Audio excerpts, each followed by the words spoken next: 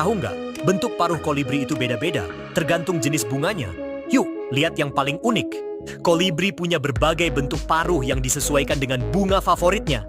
Misalnya, kolibri pedang punya paruh super panjang untuk mencapai nektar berbentuk tabung. Lalu ada kolibri paruh lengkung yang paruhnya melengkung ke bawah, agar bisa menyedot nektar dari bunga berbentuk melingkar. Sementara itu, kolibri lebah burung terkecil di dunia punya paruh pendek yang pas untuk bunga kecil. Setiap jenis paruh ini adalah bukti evolusi luar biasa yang membantu kolibri bertahan hidup.